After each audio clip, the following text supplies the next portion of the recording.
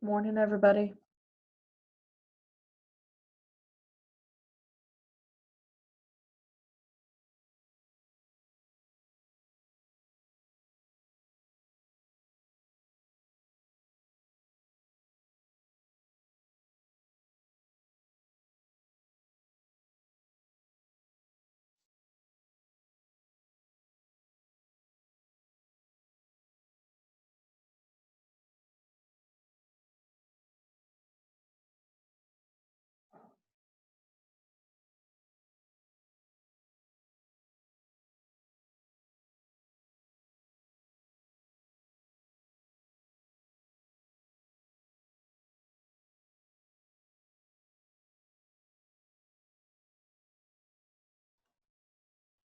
Am I there? You're there? How are you? I'm good. How about you? I'm good. I am good. I'm not sure. I've only had a chance to very quickly read what Brent just submitted, but you know. Well, he's here, so if you've got questions, we can definitely bring him along. And I thought though all the comments were fabulous.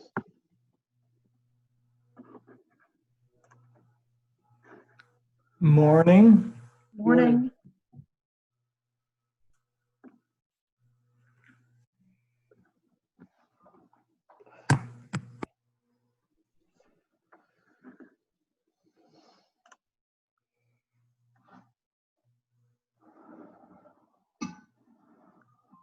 So I saw, Janelle, the agenda for, I guess, Monday's mayor and city council. Mhm. I'm assuming that that's set up so that the council members and maybe staff are in the room, but the rest of us, I'm assuming, are supposed to observe through Zoom. No, What's it's still a Zoom meeting. It is? Mhm. Oh, okay, so it's all Zoom. I must have misread something there. Okay. You must be looking forward to getting back to, I mean, I'm sure you love the fact that you're not commuting to the office every day or whatever, but this is getting old. Oh, I'm in the office. Are you? Yeah. So that picture is behind you? No, Okay. that's just a virtual background.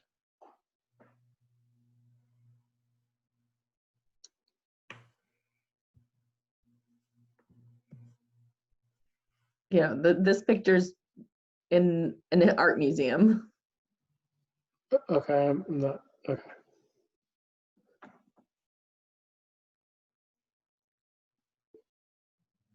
So we just waiting for the time to start? Yep, about another minute.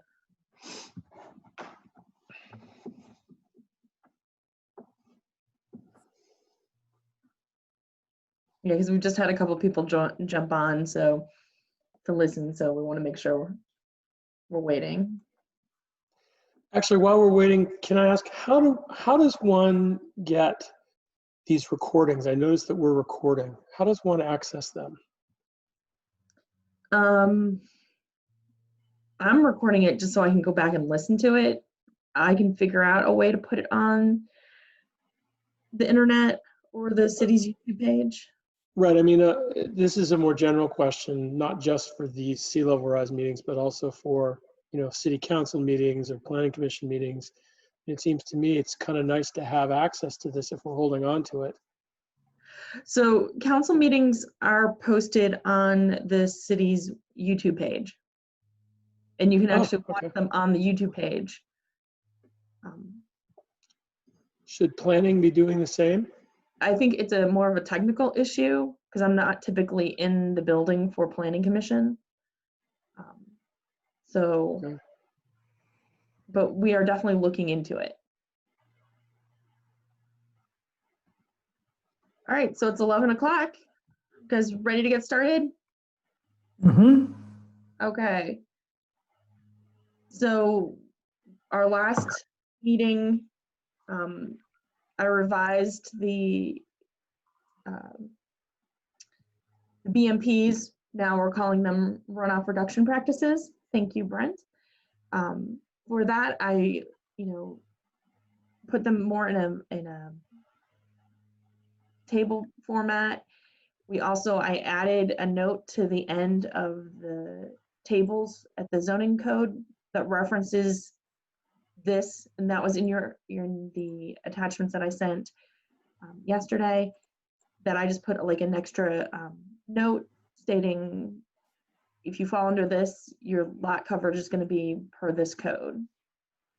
Because I know there was discussion about that, and I think that's the cleanest way to do it, is that there's a note. So when I'm going to that section of the code, or Robin or one of the other building people are going to that section of code, you're going to see that little footnote that'll reference you've got to go back to this section of code to see what it is.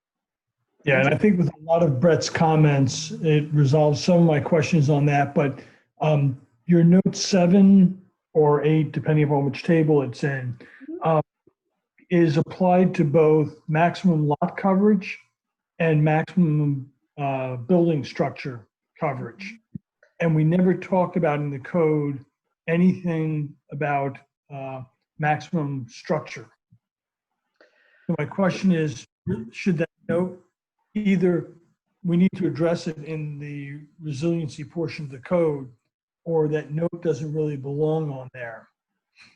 So I mean, we've never really talked about limiting building structure.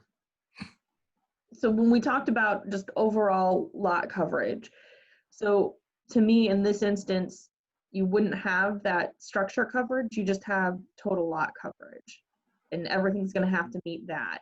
And that, as Brent added, that of total lot gets you to that, okay, your lot coverage is now 50%. You can go up 10% if you're doing these resiliency items.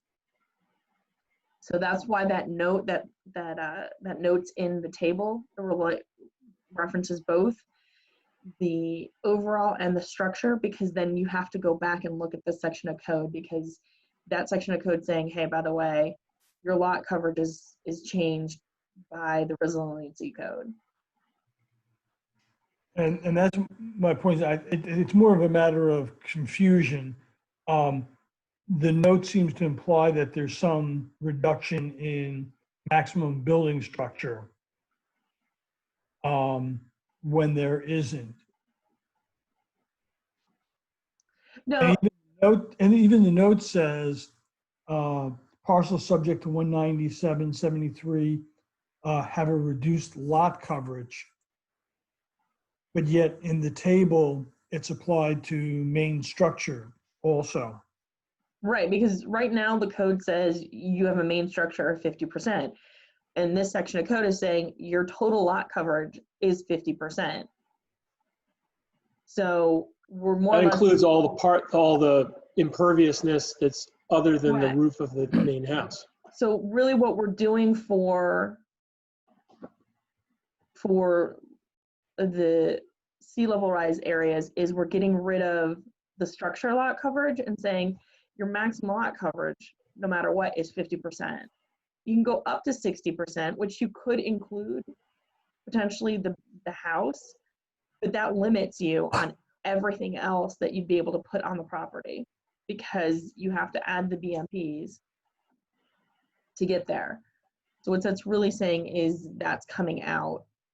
We're more or less eliminating the lot coverage for the structure with the sea level rise lot coverage, because we're just saying overall you have a percentage and you have to comply with that percentage. And you get an extra bonus if you're providing 3 best management practices. And we're not saying that it's limited to the house or to whatever, it's just your overall lot coverage then can increase. If you think that's too high, we can take that back down. No, and maybe I'm trying to think of someone who's going in and looking at the code. And if we're going to allow up to 10% reduction in maximum lot coverage,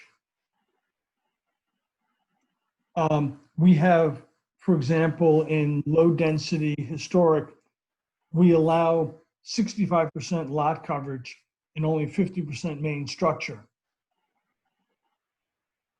The 50% is still going to hold in that case.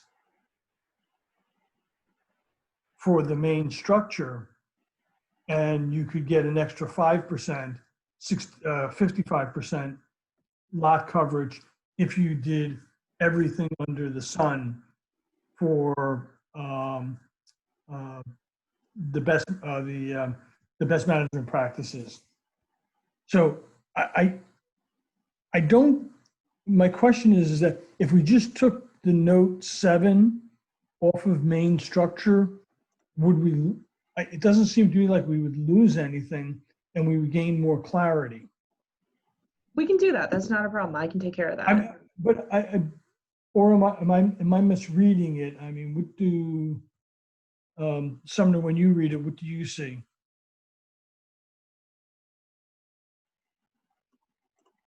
I didn't hear you. You asking me? Yeah. So I hear, Tom, I hear your point. I think it's a valid point. As you were talking about this a minute ago, I was thinking, you know, frankly, that whole column that I mean, I think I realize why there's a column that's dealing with the overall coverage, and then there's another column that deals with the maximum principal structure coverage.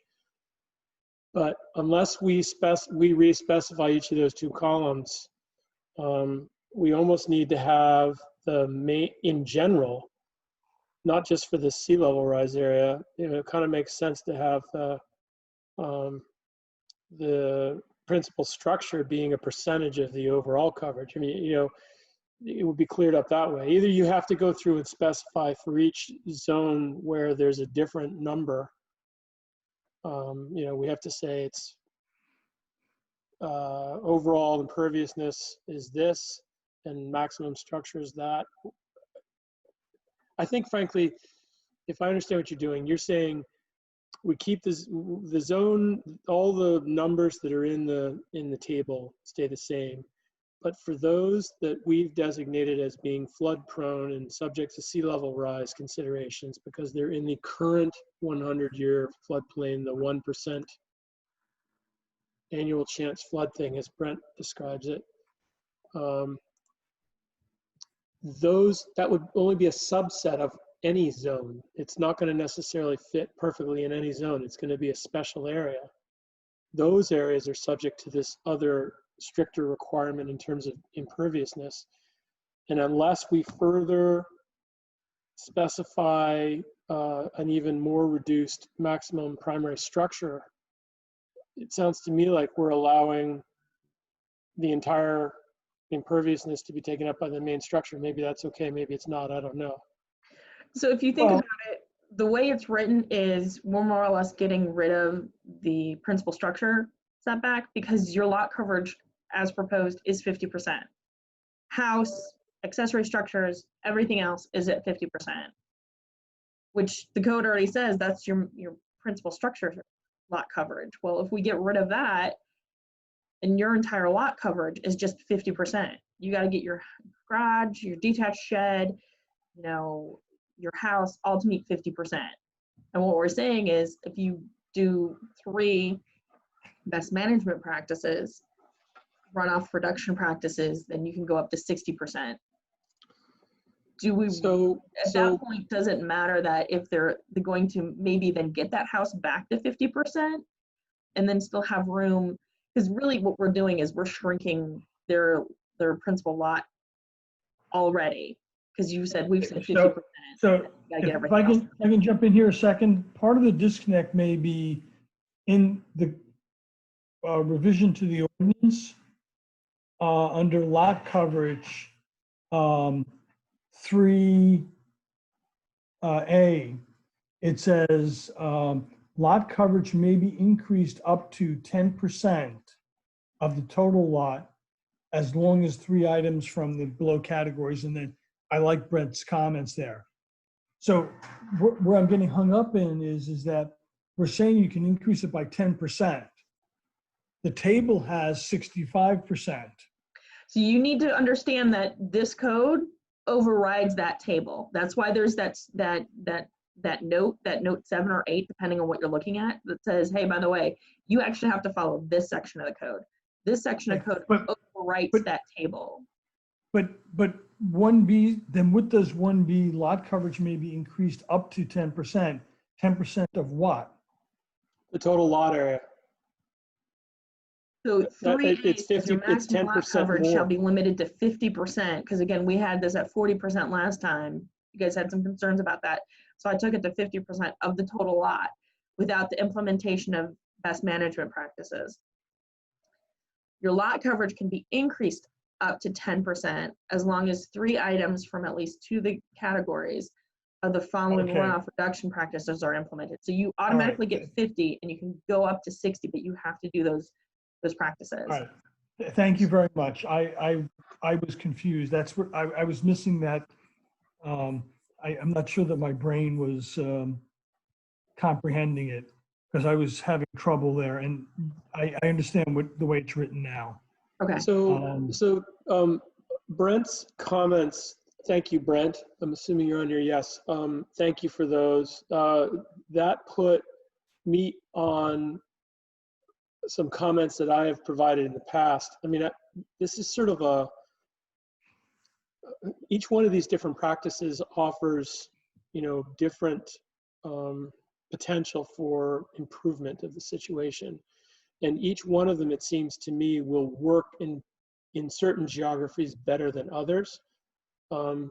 Maybe they'll all work really well in floodplains, but as he suggests here, some of these things that get into infiltration, as the water comes up, they're going to start to mean less. And so I know I personally am not able to sort of evaluate the relative merit of each of these different bullets that are under 3B. And I think in the past, I've made the point, conservation and landscaping, without the stuff that Brent's suggesting, seems to me it's going to become a standard phrase that we're going to see in every parcel. It's got to be specific enough that it's meaningful, and I would argue any of these bulleted things need to be specific enough that they're meaningful and they perform as we hope that they will. Now, having said all that, in reviewing everything that, reviewing the whole pile of things that we have here, all the ordinance that we've put together so far, I find myself struggling a little bit with all these numbers. It starts with 40%, 50%, 60%, whatever, but it also gets to all the numbers that we reference up in B1, B, and C, all the different time frames. My worry here is absent some useful reference here, we seem arbitrary in our numbers. And I think we need to ground all these numbers in something that means something. And I found as I was looking through everything that you've put together so far, I felt like we should have a more specific reference to the work that the state has done, the work of the Sea Level Rise Technical Committee. Rather than just having these numbers of 80 years and 50 years and 40 years and 100 years and all that we can fit this into a scheme that has, is grounded in real science rather than something we've pulled out of seemingly thin air. So none of this has come out of thin air. We've discussed all of this. So the numbers are based on the state's information. That sea level rise projection we've discussed. We've also discussed, when we were looking at new construction or, especially for critical facilities, what was the lifespan? And we had documentation of those lifespan items for the roads and the wastewater treatment plants. So that's where those numbers came from. You guys, decided, okay, if we're going to build a new wastewater treatment plant, we want it to be built at this level. So there's been a lot of discussion. So absent references to, literature or whatever, I'm asking generally, if we just have these numbers simply because the three of us and whoever else may have been on calls at various points sort of banged around these numbers, is that Does that stick up when a property owner or a developer says, wait a minute, I don't really buy this 80-year number that you've chosen? And that's why it'll go through public meetings and a public hearing. So the public will be able to give their explanation, and I'll be there to explain where the numbers came from. Because, Well, and I mean, we typically don't put that type of information into a code. no. However, we do have, I thought we had a reference in here to the sea level rise report. Mhm. So, I mean, we have, One of the things that and then the resolution that's going to make this revision, the whereas clauses will all cover the Okay. basis for this. And that's what has the meat behind it, that you know, if someone sues or contests it. Okay, fair enough. I'd figured that some of them could be shoved into the whereas clauses. Having yet not written an ordinance, it seemed to me that was the place to put the details. Okay. Yeah, again, we're still at the early stages trying to get discussion to see what we like. And again, next week, we'll be taking this to the commission to get their feedback, and then, you know, take that and then work forward on it to see where it goes. I mean, because whereas to protect the health and safety of the public, whereas Delaware is subject to sea level rise, whereas the state has done, I mean, that's all be in there to give it meat. Because otherwise, somebody, you're right. The ordinance though is just the how do we implement? Working document of how to implement it. Right. And you know, the resolution. When we get to that point, I'm not sure I have it all perfect yet, but I have a more specific reference that I think we should use for this Delaware Sea Level Rise Technical Committee. You know, there's a document that they've produced, and we want to reference that document. Yeah, because right there's now several different products of the Sea Level Rise Technical Committee that have different numbers.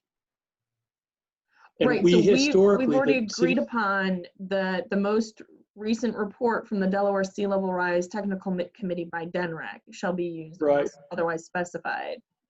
Right. So, but I know, for example, the City Council, we have referenced the City Council blue line, and looking back in various reports that the Sea Level Rise Committee's put together, the blue line has changed its position in the range. It used to be the low number, and now it's the intermediate, or it's been in various spots. They changed the color. Yeah, they changed the color from blue to something else, which is why we don't reference the blue line. We reference the intermediate line, which is always going to be the intermediate line, because that is what, as discussed here, was the line we wanted to go through, and also what council looked at a number of years ago to get us going on this path. So did you all get the email that I think I sent to both of you regarding some of the recent science on the ice sheets? Yes. Yes. Because I think, you know, I went back after having read that.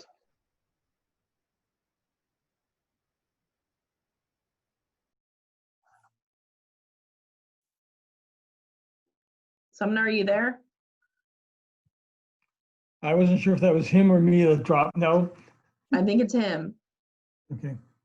I think we need to get back to talking about Brett's the 3 here and hammering that out. Yeah, so let's get back to looking at our categories. And again, I just took all the categories we can discuss, and some of them might need to be broken down a little bit more based on some of the information Brent provided. I think some of the information Brent provided might be too specific for a zoning ordinance. It might be more of a policy that we can have, and maybe some of these categories are not right for what we're looking at. So these are all open for discussion. And again, we just wanted a list, give some examples, and we can put like a caveat in there about something else. My concern was, and Brett did a much better job of flushing it out, is the same thing that Brett had said, is, you know, if we don't give something in the ordinance that says you get this much credit for this type of thing, you're going to get someone putting in, as Brett put a 4x4 rain garden in the front yard and getting 10% additional lot coverage. And we have to make sure, and I think last time I had expressed my concerns about rain barrels. They're great at reducing processed water use and making people feel good, but they don't. A 55-gallon rain barrel doesn't significantly do anything relative to reducing stormwater runoff. And it does a little bit because it's holding it. So instead of it all going straight off your downspouts into the yard, it's going into container. So, and I understand it's kind of, it feels more like one of those fluffy items, but to some people it might be helpful. Or maybe instead of requiring one, you have to have at least 2 rain barrels or something like that. Well, as Brett pointed out, the thing is that a 55-gallon rain barrel will take 80 square feet of roof in a 1-inch rainfall. I mean, that's it. And most roofs around here are thousands of square feet. So they're not really doing anything for absorbing or decreasing the amount of runoff. So he had put in a 50-gallon rain barrel is typically used for a 250 square foot roof. I think we need to have something that maybe it's a table that says, for X amount of water retention, you get X percent of increased pervious coverage. Because so we're going to create an absolute morass when the building department gets applications in. So what Brent just suggested is maybe having a conservation district look at them as part of the building permit review process to make sure that what they're doing would actually have benefit to. Do they have the time? Do they have the ability? That's something we'd have to work out with them and see. Yeah. These are just ideas right now. We're just discussing. Nothing's been I'm so, a conservation district on the individual building permits. Do we have, Brett, to get a general, practice by practice, BMP by BMP sense of how useful they would be in this area, sort of like what Tom is getting at in terms of what little or, how much we might get out of a 55-gallon rain barrel, whatever. I just want to point out, I'm looking through all these things. There's a Q&A from Tim Ritzert asking, is there a way to make Brent's comments available? We can make them available at a later time, not right now, because I need to upload them to the website. So later I can get them out to people. Now I can tell you the conservation district for other places, and especially for the entire county, requires them to have reviewed every single new residential building permit that comes through. So the county is not supposed to take nor approve or release a building permit until the conservation district has reviewed it already. And that's for their regulations. Yes, correct me if I'm wrong, Sussex County Conservation District has a streamlined, just a very simple form for under 5,000 square foot of disturbances. And I was not aware that they were actually looking at anything relative to stormwater runoff. They're not looking at that, but I'm just letting you know they do actually review permits. Now, if that's something you don't want to do, it's done. We can come up with a different solution. Look at something new. Are there some of them, the categories that you just don't think, because I think even Brent said, filtration was probably a little too much for a residential. Again, I took all of the categories that had come out of the reports and just put them into the ordinance. So if you think, based on, Brent's comments or your comments, you don't like filtration, we could take that category out. Well, I think Brent's comments are very valid for the in-town Lewis, but as we get to the annexation zones and the larger lots, people might be able to do that. I don't see a harm in leaving it in if someone had a, 2-acre lot. And Okay, just remember, this is for redevelopment. This section is in redevelopment. So if we get a new development coming in, we can do different requirements for that. And again, it's not a lot, not all of that is in the floodplain. So some of it's outside the floodplain. So do you want to take this section and put it into an overall new development, redevelopment, you need to do this with your lot coverage, or do you just want to leave this in redevelopment where it is right now? And based on the comments we've heard is filtration for redevelopment may be too much. Well, that's a good point, Janelle. I guess I was thinking that the basis of this would really be wind up when we do new development would be the same. Well, I think we can do something very similar if you want to have a lot coverage for new development.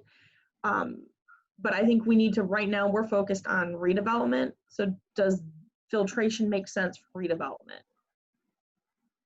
Well, I think, I don't know that it does. However, going back to, I would like to see if we can build a straw man that works, that's consistent for both of them.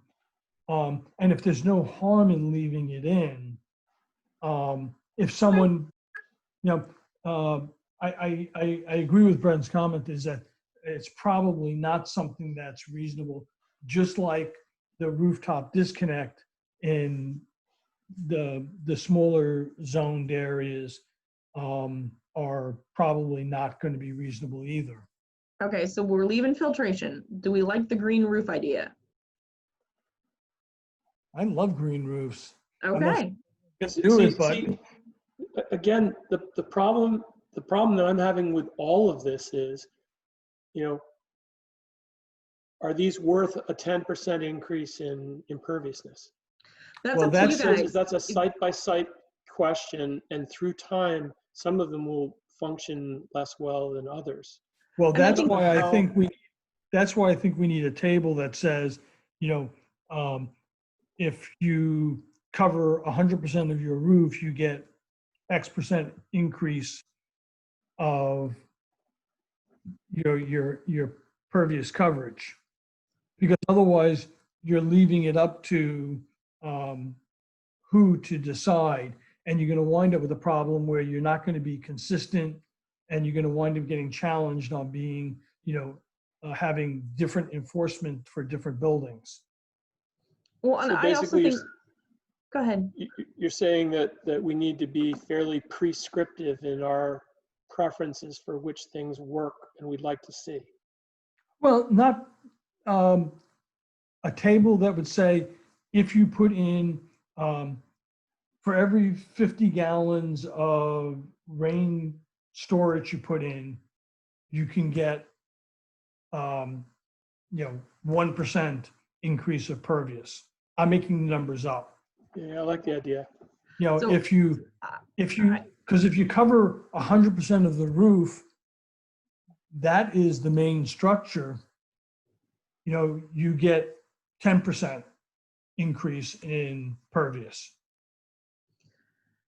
So I think I completely agree with that, but from an enforcement perspective and a review perspective, that gets very difficult to manage. Having a straight out, something that's clean and easy, it's much easier to figure out, and it's also easier for the public to understand. So are you saying basically a checkbox? Janelle, check, I've got conservation landscaping. Check, I have a bioswale. Check, I have infiltration. Right, it'd have to go to a review to make sure that's actually going to work. But then it's like, at least we know, it's like, okay, they have identified 3. We've got an engineer that has signed off saying that those will work for this property, and then they get that extra 10% bonus. Hold on, what engineer is going to sign off on it? Maybe that's something we need to add, is that an engineer has to sign off saying that those reduction items will work on this property. The city engineer or the applicant's engineer? It could be an applicant's engineer because again, they are a licensed engineer with a professional regulation license. So they're putting their stamp on it. If we make them sign and seal it, you know, they've put their license on the line saying it would be okay. So here's where most of my hangups with most of what we've been doing comes back. We're trying to manage how things are built and where things are located at some level. That seems to me what we're trying to do. In a temporal situation where through time conditions are changing. In particular, through time, water levels will be increasing. Elevations that are dry today will ultimately be wet or damp and then wet. And depending on, storm frequencies and so on, they'll be wet at different frequencies. But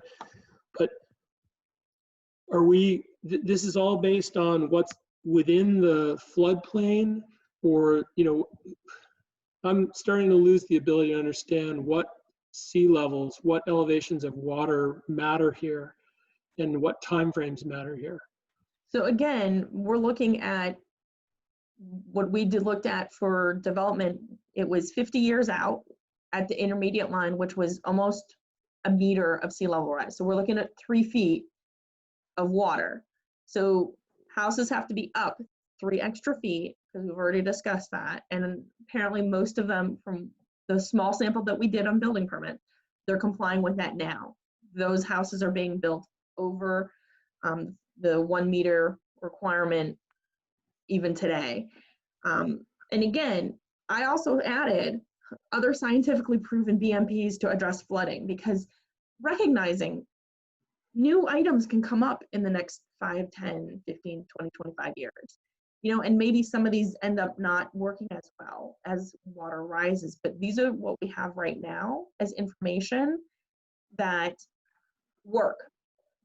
They work at all different levels. They might not work, the rain barrel isn't going to be as great as, the green roof, but there are options that we have at the moment that provide some relief and some options to reduce the impact from flooding.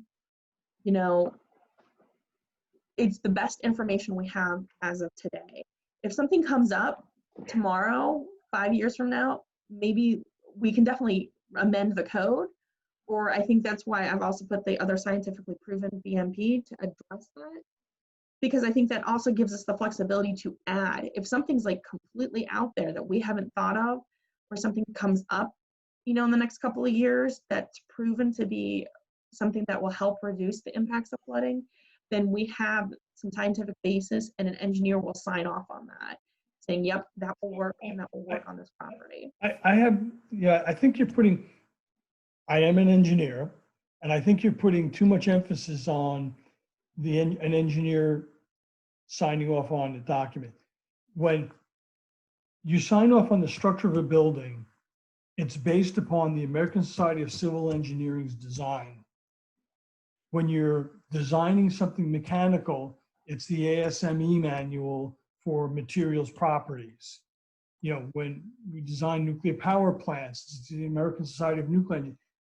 There is no, and each of those is adopted by state as law. I don't think this is as black and white of an issue. And my concern with Sussex County Conservation District is they implement the Sussex County Conservation District Stormwater Manual.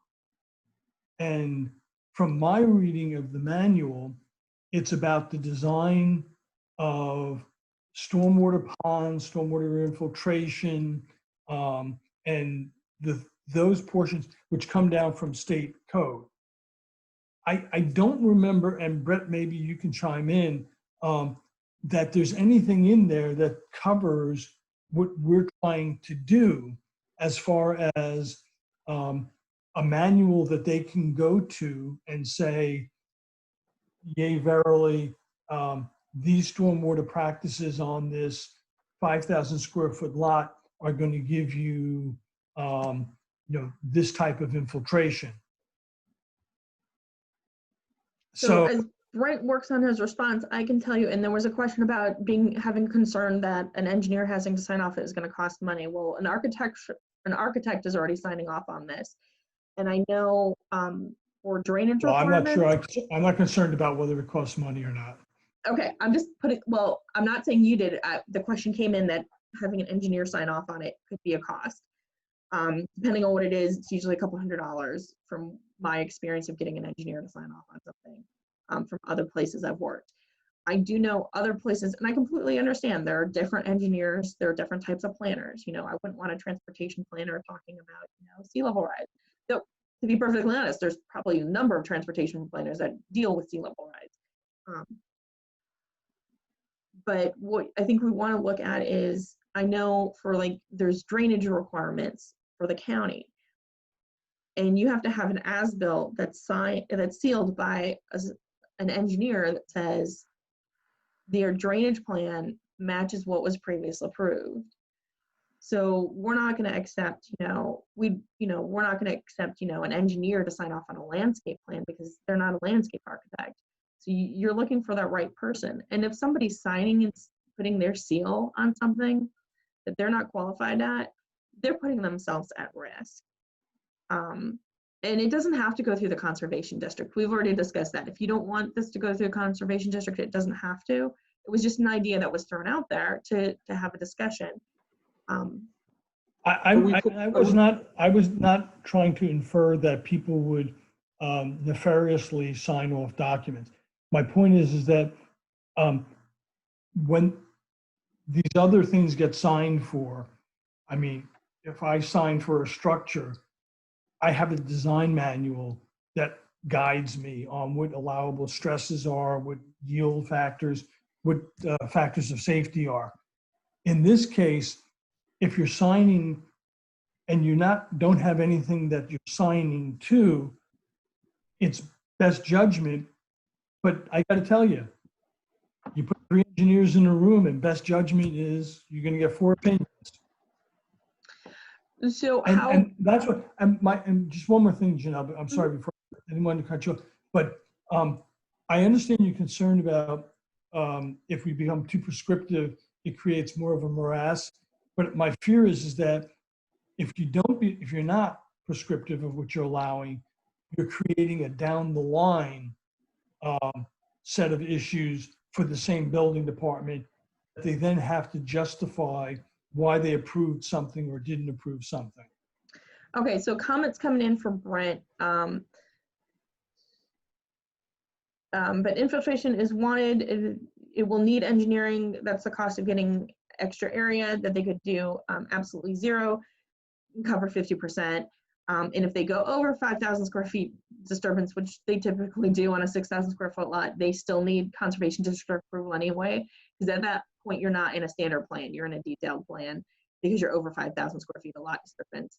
And there are guidelines for infiltration rate separation from the bottom of the design BMPs to groundwater. Basically, geotech is needed. The rooftop disconnect has a 60-foot to meet the code. And then there's a setback that they can't use this. So yeah, there's a lot of things that, again, the conservation district's going to look at, is typically looking at a plan no matter what. If they're going over 5,000 square, they're looking at a detailed plan. If we don't want them to look at our proposed items, we need to find out who else you want to look at. I think starting to go like, okay, if you do a rain barrel, you get 1% extra. If you do this, you get 2% extra. I think we get into, it becomes overly cumbersome for both the homeowner and staff trying to make sure it's complying. I think if we're relying on a professional who has a license that can tell us, or an agency that can verify that, yes, these work in this property, I think that alleviates a lot of pressure from the homeowner, staff, and the city going, okay, we've got somebody who's saying, yep, this will work. So my crass response to that, I'm sorry to be so abrupt about this, is if all I have to do is hire an engineer for a couple $100 or even $1,000, if I get 10% more house, I'm gonna pay that engineer to do that. If that's all it takes, sign me up. You know, this whole business of expenditure. Look, the other thing that I'm struggling with a little bit with this list here is this list is if I read it right, this is all geared toward reducing the contributions to area flooding by this particular property as the rain is falling out of the sky. But of course, in this flood zone area, you know, the other aspect is that water's coming in from underneath or nearby, and how well is this property prepared to manage and deal with that water as it comes in from outside on the ground and under the ground? Do those kinds of things need to be in here? Or is that just a given? We know water's coming in from the marsh if we're over on the beach.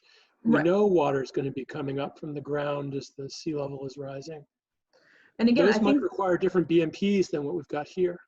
Well, again, these are all the BMPs that came out of the floods report, the KCI report, the AECOM report. These are all the BMPs that came out of all the reports. Right, so but those BMPs, I mean, I made this comment at the city council when the KCI guys came and spoke at city council. These are all geared toward water falling out of the sky. They don't deal with the fact that sea level rise is going to push the groundwater up from below and render again, some of these things less That's useful. why we're raising the house is 3 feet, 1 meter. House has got to go up a foot, but then how do we else? This is just an extra, like, because you don't want to do this lot coverage. We don't have to do this lot coverage. It was just an idea to how else can we know we have flooding issues in the area. Yeah, this is kind of an expansion of, because this is resiliency. Mm-hmm. This is really not sea level rise. I think it's a combination of the two because we know we've got sea level rise, so we're building those houses up. But is there more that we can do in the sea level rise to help address what we know is coming? So if we've got a green roof, or we've got, you know, some other items that we can do to like reduce the lot coverage, because we know it's coming. We need that water to go somewhere. That water's coming somewhere and it's going somewhere. So if we're reducing that lot coverage, is that helping? You know, just ideas to help address some of that concern that you'd had, Sumner. Yeah, you know, I totally applaud this effort. I guess my wife is reminding me most times that I don't do a good enough job of being positive in my feedback, and I just get right to the negative comments that are only meant to be a part of it. So I apologize. Okay.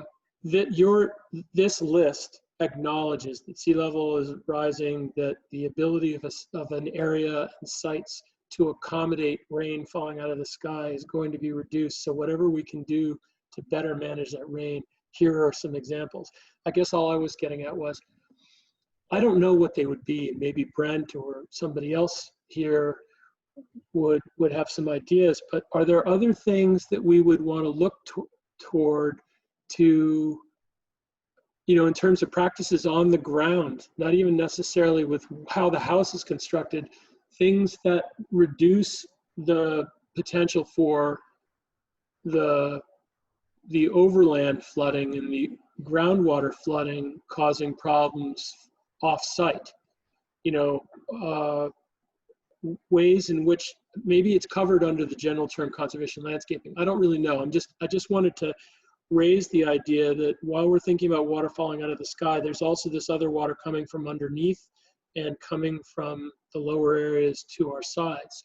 And I just want to make sure that we're allowing for, hopefully providing for those opportunities to improve the site's ability to manage water. And I don't have the answers. I just, it seems to me we want to be open to that. I don't know where we would find those practices, but if anybody's got any ideas, I think we should look to put them in here. Right, and I think for new development, I think we have a blank slate we can start with. What we're talking about is redevelopment, primarily in the beach area. This does impact more than the beach area, but we know we've got issues in the beach area and wherever there's currently flooding. So if like Right. we get another development that comes in, I think we've got more play in there. But I think right now, if we're thinking right now, you can have 65% lot coverage in an area where groundwater is coming, sea level rises, we've got massive flooding issues. Do we want to continue that? Or do we want to say, okay, you got to come down, but we'll give you a little bit benefit, but we want you to be able to address, even at least on your property, how to keep that water moving so it doesn't come through. So if it's going to flood, it's got somewhere to go. Maybe if it goes back to the canal or back to the bay, it can keep moving. Or do we want to like have it be able to do some water quality with some rain gardens or something else to help address what we've got going on?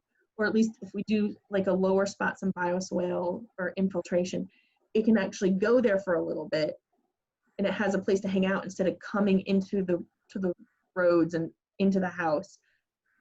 So I think that's what we're trying to get to here. If this doesn't work, we can take it out and put it somewhere else. No, I think it's one of Brent's comments I think really applies here. I don't remember where it was, but whatever a given homeowner might do in this redevelopment process, the question is how well will it be maintained through time? Will it be as useful in the future?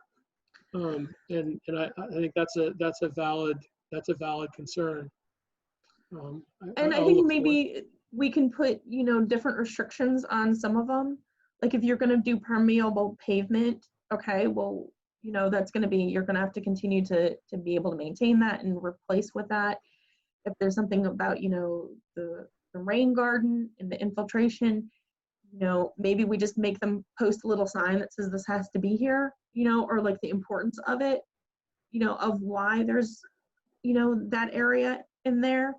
And as Brent noted, you know, there's a bigger holistic approach, and that's why we also have this West Cedar Avenue flooding study going on, just to kind of get some planning ideas, because we know there's a holistic sea level rise, groundwater flooding issue that the city has, but and we're looking at it at a holistic, we got a bunch of different things going on, but from the sea level rise perspective, would any of these help a little bit? If I can bring us back, you know, we had talked about breaking this into 3 steps plus, and, you know, critical infrastructure, redevelopment, new development, and then phase 2, if you'll have it, was supposed to be the larger resiliency, which was more all-encompassing. And I'm totally okay with this being here, but this really falls into the beginning of that phase 2. Mm-hmm. And a lot of the questions you have, Sumner, are really part of, you know, what are we doing from a holistic approach for the city to make the city more resilient?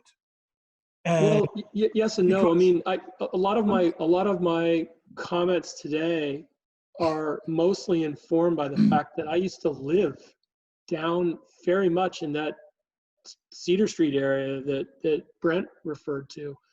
You know, we dealt with flooding down there, and I constantly wondered what I could be doing differently with my site. And looking at all the redevelopment down there, I mean, to me, that's the whole point of this redevelopment process that we're doing right now.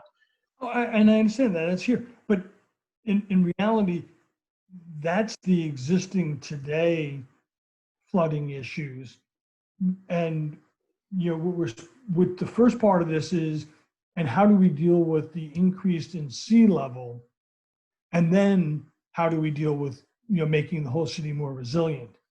You know, it goes back to, we need to bite this off in chunks, because your concerns, I mean, are the same as we all have about how do we protect, but rain is not sea level rise.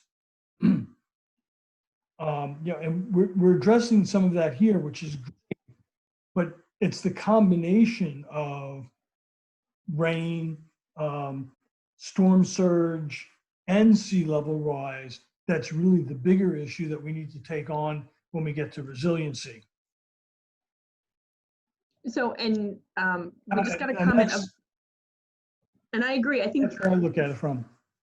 I think we've got, like, we're looking at it holistically, but we also have to look at this as Sumner, how would you fix your house? Because when you live there, these are options to address the concerns you had when you lived there, which if we can get everybody little by little by little, then we're getting that more holistic approach. And I think there are also bigger holistic approaches that we'll get to on the October 1st meeting that we're working to have a joint meeting on the resiliency. Right, but that's So, what the you know, for me and for the street that I lived on, and I'm sure, and if you look at the maps that I've put together, there are a lot of other streets that have this same scenario moving forward. You know, we're going to have water coming in and out of our streets, coming up our driveways, into our yards. Do we want to be promoting or prohibiting sort of storage of that water to slow down the way it goes back off the property? You know, I had a fish pond in the middle of my property, and twice that fish pond has been flushed out clean by tide water coming in and taking all the fish out of the pond. You know, is that a good thing or a bad thing? I don't know. It's a detail we don't need to worry about here. so in the Brent's comments, got some awesome stuff here that he just put in the comments. yeah, but we also have some comments about looking at what the Dutch are doing and about how they're addressing sea level rise, and that they constructed hydraulic lifts, allowed the seawall to be increased or decreased. That was a massive project. I know that they looked at. I know we're looking at a lot of different projects. And again, then Brent's got, you know, critical areas with, the deck meeting certain requirements for board spacing, and then what is placed underneath, that the driveway is not being a solid surface like concrete, paver, mortar pavers. Again, I think that's where we're looking at pervious, is we're reducing that, getting that down to that items. Because, what do we count towards impervious? What do you not count towards impervious? And then apparently the Dutch do not have the flood ranges that we do, okay?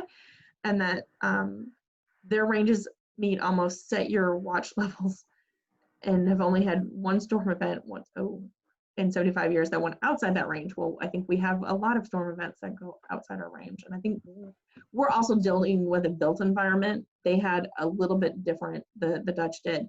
But we're definitely open to items. So back onto our list, are there any categories we don't want to leave there?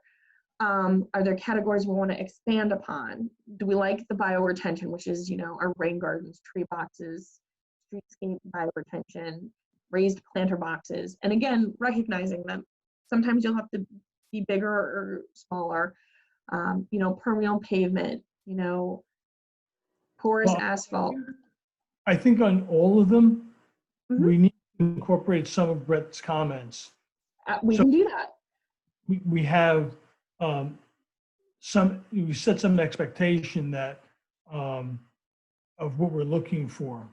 And I think what we can do is we also, because we don't want to always put everything in code, but we can have a policy, like a homeowner's guide to bioretention, runoff reduction practices, and go, okay, if your house is this big, then if you want to do this, you're.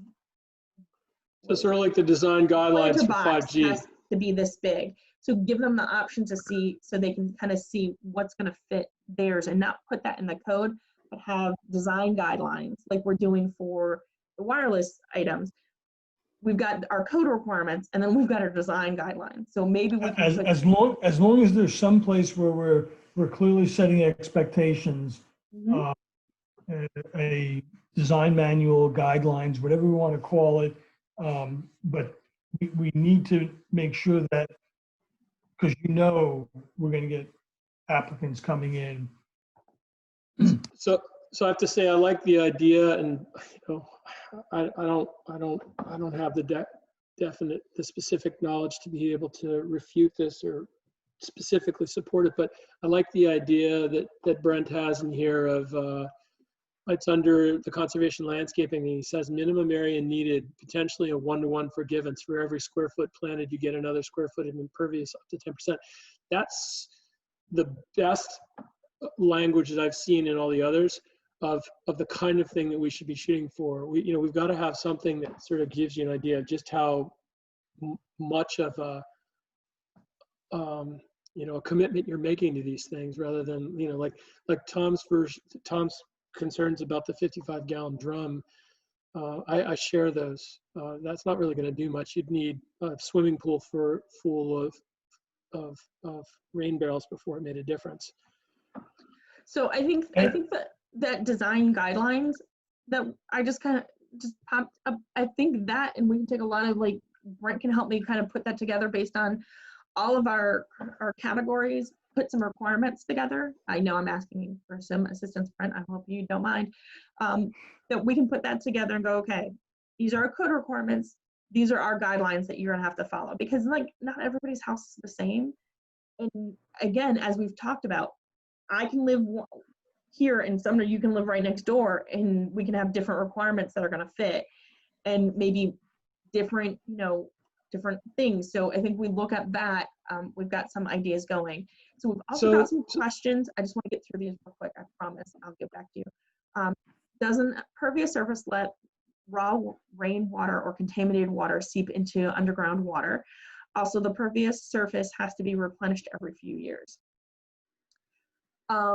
Typically, the way you do pervious coverage is you have something at the bottom that's helping to clean some of that out. Again, we're not looking at quality, we're looking at quantity, getting water out. Pervious is letting the water not sit on top and run off, it's go through. There are other ways to look at it, I think, which is why the combination of, if you're going to do a rain garden or some bioretention, that the quality gets taken care of there and not here. Well, and just on the, staying on the one about raw rainwater, DENREC's well permits all take into account separation of the aquifer from the ground to allow for enough time for filtration. And we count on infiltration to keep our aquifers full. So this is nothing different than that, but it's not going to risk or endanger the aquifers from that perspective. Actually, I disagree with that. Okay, so that's a much different question, discussion topic, and I completely understand there's different items, but there's definitely ways to address that. So I just wanted to make sure I'm reading everybody's questions and comments. I'm getting those out there. So do we like the 50% lot coverage and going up 10%, or do you want to like 40% and go up 5%? Do we like the lot coverage numbers? So, I think, like you said, Janelle, a few minutes ago, what your yard does and what my yard does are two different things. And, this is where I wish there was a way, and maybe it gets to some of the comments that I think Brent has been saying about special areas. I'd like to think that we would have a way of being able to identify those areas within the city that are particularly vulnerable, particularly right for these kinds of treatments, as well as those areas that will be highly constrained and where these things can't be done. Maybe it's too idealistic, but I could imagine that if we analyze them a little bit, we might be able to have a better sense of the numbers that we might put with these things. I don't know. I don't know whether 50 is better than 40, or what's palatable. Ultimately it comes down to economy. It comes down to economics and politics. Unless we've got the science right now to say, that 50% gets us so much more than 40%. I don't know. Well, lot coverage, the less you have, the better for the environment. Right. Maybe not the economy, but for the environment.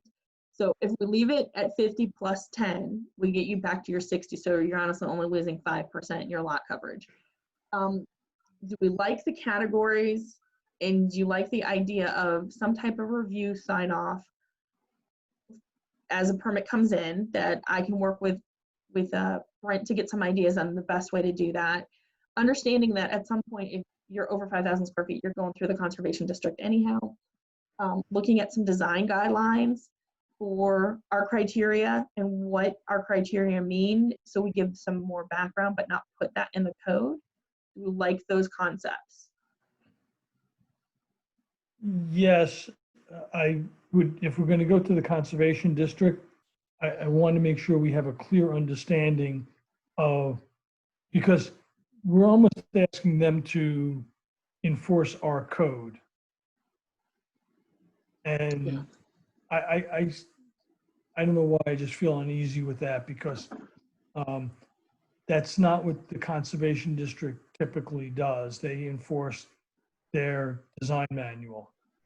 Okay, again, it was just an idea that got thrown out there. If you're not comfortable with it, No, I'm not saying no, Janelle. I'm saying I think we need to see what Jessica and Conservation District say, and we'd absolutely have to have- reach out to them to see if this is something that they'd be willing to do, and we'd enter into an agreement for review if that's how we go. And what that review would be, and what the result, the analysis would include. I mean, I do agree that they are probably more of a subject matter expert. I'm just a little concerned about they're an entity outside of the city's control. Right. Again, I can definitely talk to them. We can take a look, as an option. I think also, having an engineer sign off, or our engineers looking at stuff. We've got a number of ways we can go with that. And again, it's just an idea right now. Nothing's in the code, the draft. And I think sounds like the bigger thing is getting some of that design guidelines looked at and put together, so there's a little bit more criteria based for, okay, if you're going to do this, well, okay, if you're going to do a rain garden, well, it has to meet this criteria based on what you're going to do and based on the size of the lot.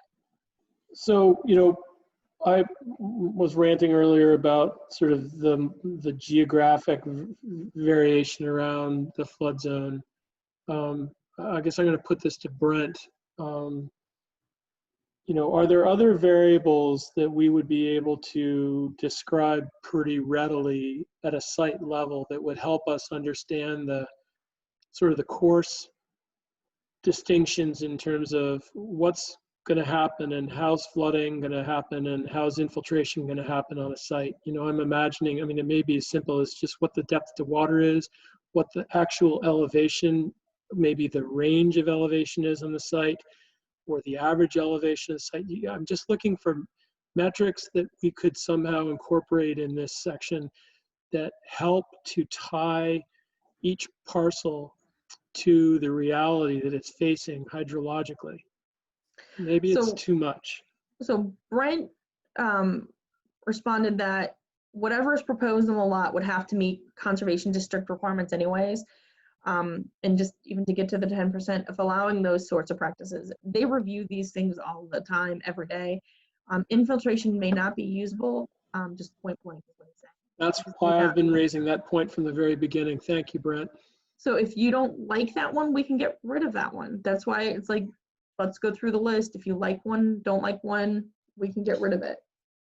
Given what we learned in the water workshop, the first water workshop where we had Scott Anderson, the Delaware Geological Survey, in the areas that are in the lowest lying areas, most likely to be flooded first, I think it's quite likely that the groundwater, the water table is right there underneath the surface. And in fact, the water table may express itself over the surface before we get overland flooding. The result of the sea rising may come up through the ground before it even comes across the street from the marsh. And so I think that's definitely something in certain areas, perhaps quote special areas, we should not expect any kind of infiltration on-site treatment of the water to work other than something that's simply holding it until the water subside. So again, I think, we can definitely look at that. I think Brent has said that's why he likes the idea of the conservation district review approval. They would make sure that call, if it's allowable,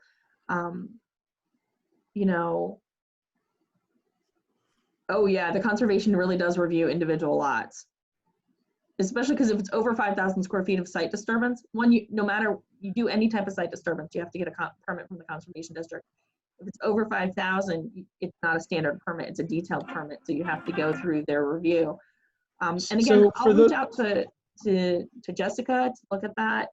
But I think, because we've been talking for about an hour, and I want to make sure we're on the right path for commission next week. So just one quick question about the square footage thing you just went through with the SCD. What's the square footage of most of the lowest elevation, the beach properties, the R3 beach properties? How big are those lots usually? Oh, just a minute. I mean, how do they fit? Because the seems like the standard way that things are going now is that when an old property is purchased down there, and there's several examples right now, people clear the site, the whole site, and then rebuild the site. How does that fit in that 5,000 square foot threshold for the conservation district? So right now, your minimum lot size is 5,000 square feet. So if you're clearing it all and you're doing site disturbance, you're getting a standard permit. There might be some larger and some smaller lots down there, just like anywhere in the city. You can have larger lots and smaller lots. And Brent said he's not trying to make more work for Jessica, but this ensures you aren't getting a faux practices just to expand a footprint, a house footprint. Again, if we don't have, and he says 5,000 square feet disturbed needs a conservation district review. They have a standard, but most engineers are used to different, most engineers who are doing the site disturbance know what the requirements are for the conservation district. They're going through that review process. So I can reach out to the conservation district to see if it's something they'd have the ability to do just on a holistic, high-level conversation. Are there other items on the list that so you don't like infiltrations from what I've heard, take it off the list. While it may not be usable on many properties, I'm not sure, is there a reason not to leave it on for those properties? I mean, there are some properties that have excellent recharge, and for those few properties, if they can use it, it's a way, it's an excellent way of getting rid of water. But okay, so this is the whole point that I've been trying to make with the geographic argument. We can't, I know that the county historically would, sort of do a checkbox approach, and I think the plus process that the state says, are you in or are you not in an excellent recharge area? Well, excellent recharge area is an independent evaluation, independent of what's your depth to water. Those are two different things. And if you are in the excellent recharge area, but your depth of water is 6 inches, it's a different story than being an excellent recharge area and having a depth to water of 4 feet. But the Susquehanna Conservation District requires that you maintain 2 feet separation to groundwater.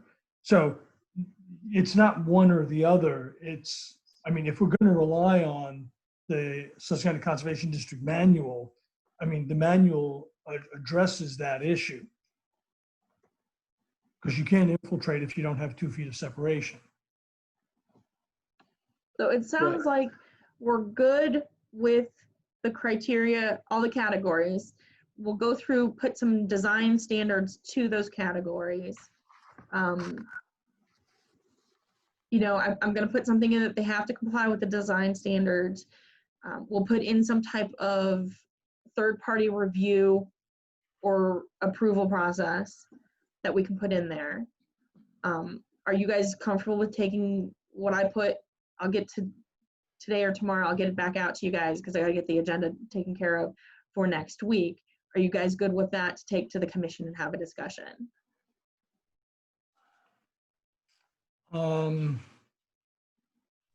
given the fact we haven't seen anything, the final product yet, I'm kind of a little leery about going to the bigger LPC with a product that we haven't had a final meeting on. Okay, so do you not want it to go to commission next week? Sumner, your thoughts? I mean, I know we're trying to get this moving, but Okay, so uneasy of dumping I something. share some of Tom's concern, and I guess for me, I've spent a long time looking at this issue and really looking at it in terms of where in the city this is an issue and how much of an issue. But in order to do that, that requires actually going through a map-based visualization of, how many properties in the city, are relevant at some of these different numbers that are kicked around in the technical review, in the technical committees work. What does 1 foot of sea level rise look like? What does 2 feet of sea level rise look like? What does 3 feet of sea level rise look like? That helps me at least understand the extent and the magnitude of the problem. And I guess I wouldn't want to do any of this without having some sort of an understanding, an actual sort of a map-based exercise that sort of shows where are the problems. We all kind of have an idea, but what does it look like when we go from 1 foot to 2 foot? What does it look like if we go from 2 feet to 3 feet?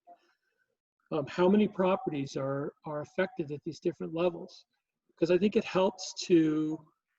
Well, remember, Sumner, we started off by limiting this to anything only in the 1% flood.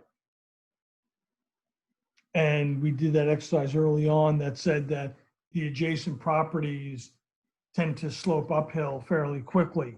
So everything we've done. If I agreed to that, if somebody took my agreement to that, then I didn't say it right, because I don't agree that anything outside of the floodplain, the current 1% annual chance flood, that it raises steeply. And that's all dependent on where you are in the landscape of the city.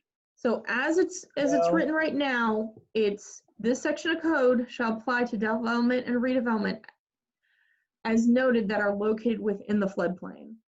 So you're Right, in the 100-year, the 500-year, you're in the floodplain, because as the data provided from DENRAC for the sea level rise, the extent of the sea level rise as currently projected is following the floodplain. And we all recognize floodplain will change over time, which means this section of code will change over time. So as the floodplain increases in area and changes in area, this section of code will follow that. Okay, well, all right, so I guess my point here is, if we look at the 100-year floodplain as a geographic area, the current 100-year floodplain as or the 500-year floodplain as an area of concern, that's a really big area, particularly over on the beach. As long as everybody really understands what that means, I'm cool with that. Because what that ultimately means when we look at some of these sea level rise numbers down the line is, this isn't a 1% annual flood thing. In 20, 30, 40 years, this is it's recurring on a monthly basis, and ultimately will be on a weekly or a daily basis. And again, that's there why will we be have water in people's driveways, every couple of days. Those are the things I'm trying to get at, and maybe this isn't the time to do it, but. And again, that's why we've put in some of this lot coverage, so we can help address some of that flooding. That's why if you're gonna build, it's going up 1 meter plus your freeboard, so it's going up almost 4 feet, because it's your 18 inches of freeboard plus your meter of sea level rise. That's also why we're looking at. Oh, I had it and I lost it. There was something else in there that we've got that looks at this as a big picture. If you meet our substantial damage definition more than twice, you're not rebuilding that house. Is substantial damage, when I went back and reread everything, that also applies if I choose to disturb more than 50% of the site, right? If you, well, that's a substantial improvement. Okay, okay. So substantial improvement is I'm going to renovate, I'm going to do more than 50%, then it means, hey, you have to come into code compliance. Substantial damage is you've been flooded. Unintended. You've been flooded and have had to rebuild. So after you meet that definition more than twice, more or less 3 times, you're not rebuilding that house. And Gail has a question, or she has her hand raised. Gail, do you want to just put that in the chat or the Q&A, and I will be happy to get that. Janelle, in section B1, small b, critical facilities, we clearly define that it's anything built within the 1% annual chance of flood. In redevelopment, we seem to have lost that reference as to that redevelopment within the 1% flood. So redevelopment is you're in the floodplain, you're subject to this. Any redevelopment in the floodplain, you have to meet these criteria.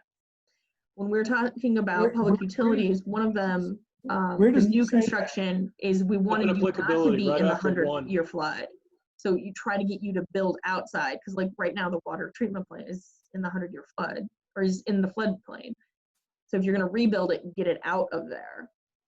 Tom, given the way everything's nested, if you're going to build in that area, then you have to build to a much higher level. And I understand what the con, but where in section C does it reference the floodplain?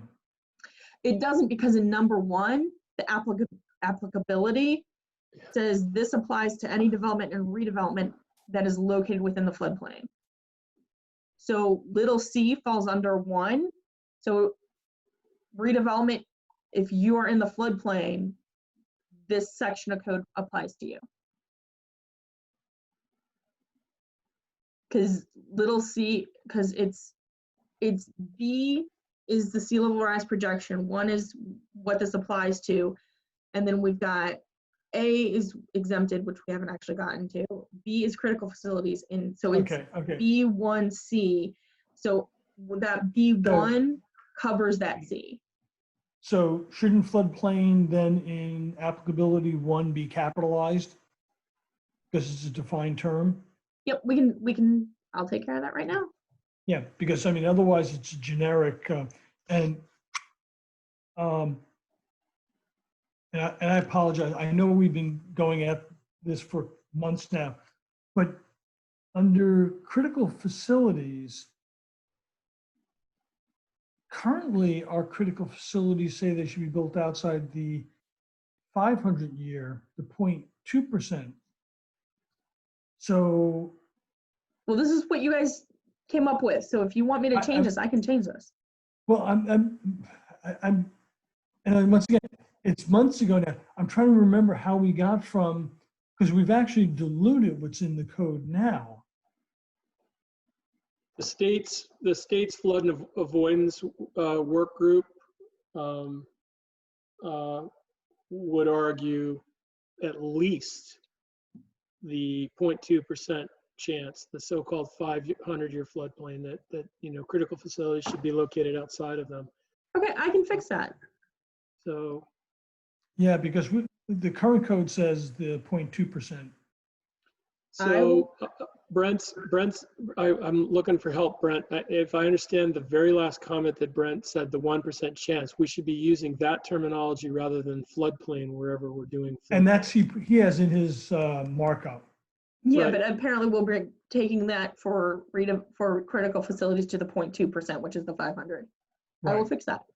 And then the right above that, he has a question about, he says something about cannot utilize this technique if located at MHHW plus X. I'm not, what does that mean? It may be exactly what I'm getting at with some of the things I've been saying. I mean, I think, given any, if we're looking at developing, and it may fit in design guidelines, it may need to go in the code, but each site is uniquely, it's naturally endowed with a certain site elevation and a slope and a lay of the land, and subject to that kind of MHHW plus X consideration that Brent was getting at. Right. Right, because we've had the discussion about the height, and we just went with freeboard plus the 1 meter. Yeah, floodplain plus freeboard plus 1%. Yep. So we went with the 50-year sea level rise projection in addition to the 18 inches freeboard requirement. Right. That applies simply. It works quite well for things like setting up living floors for buildings. But when we get it, I think what the context for Brent's comments here and how I meant it was more about all the design guideline type stuff that we would do for best management practices on the site.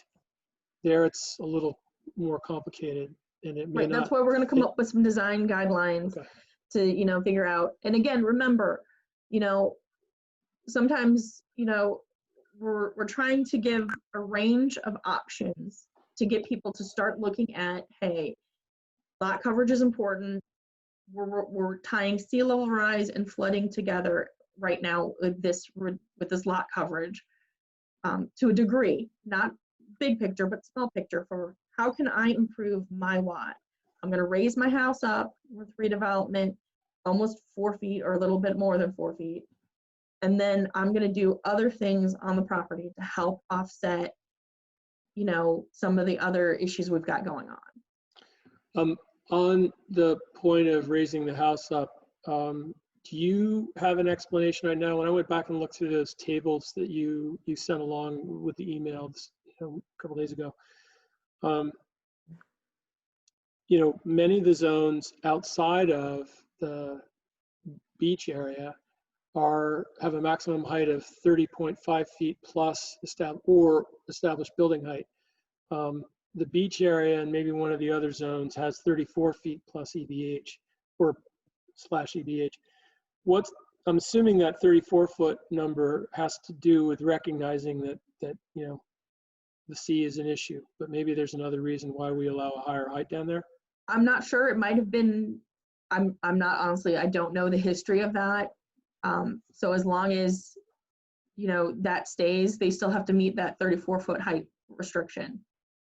So you're raising that building 4 feet, but you still got 34 feet height to play with. It's tied to the floodplain, and it was tied to the fact that the buildings had to be elevated. So it was already acknowledging that this is an area prone to flooding, and we needed to be able to raise them up a little higher. Okay. Correct. Okay. Anything else we've got for today?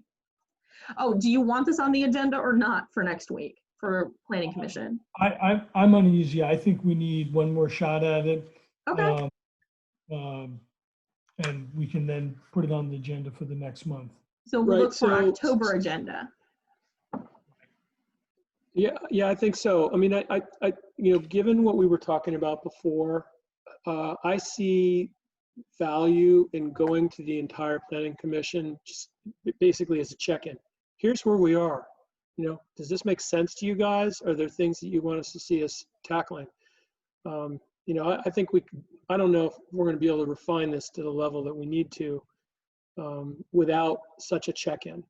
So, okay. I'm game to do that sooner rather than later, but I also am not feeling comfortable putting it on the agenda next week. That's fine. Yeah, So I we'll think, put it on for the October agenda. When do you guys want to meet next? 2 weeks? 3 weeks? Planning Commission in October is the 21st. I would say 2 weeks.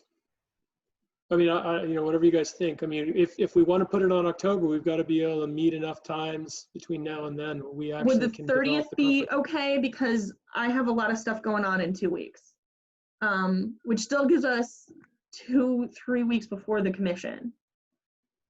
Sure. There's a mitigation task force meeting at 9 a.m. Yep. We do it at 11. Okay. On the October 30th? 30th. September 30th. September 30th at 11 a.m. And then we'll put it on the October 21st agenda. So what time did you say? I'm having enough trouble trying to figure out what day of the week it is, let alone. So September the 30th 30th at is a what time? Wednesday. Sorry, it's right because it's October. I'm looking at my calendar and it says October right next to it. So September 30th at 11 a.m. It's a Wednesday. You both good? Perfect. Yep. That sounds great. Okay, I will send out the email and get that Thank you agenda for being posted. so patient and thorough. I know we can be a real pain in the you-know-what. Okay. And part of it is the brain cells are, anything that goes on this long, you start to lose track of what you did months ago. So I'm here and I've got all my notes going back. Okay. So, and Gail, she had some comments that it's not ready to go to council. We completely agree. It's not even ready to go to the commission. We should look at what Virginia is doing, which we have. We've looked at multiple different options there. So, we're trying to take this as seriously as we can. Janelle, Okay. can you put, as you suggested, can you put Brent's comments out there somewhere for people to be able to see? Because I thought Yeah, they were I'll really put great. the updated version and Brent's comments on the webpage. Super, thank you. Not a problem. Okay, so October 30th at 11 a.m. and we'll take this to commission, not in September, but in October. Okay, anything else you guys have? Just one thing, the last comment that Gail made, the floodgates in Dewey are on the stormwater system, and that is being analyzed for potential use out on the end of Lewis Beach.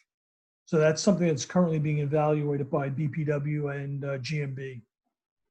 Right, and we've got a planning project or just a planning study that we're working on for the West Cedar Avenue, and we've got Right. a bunch of different recommendations that we expect to be coming. We don't know what it's going to be.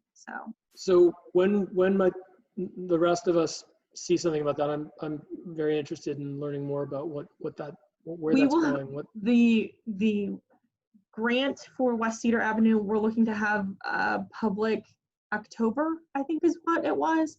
So I'm working on a web page on the city site for it to get information. We're going to be doing a survey for the people who actually live in that area.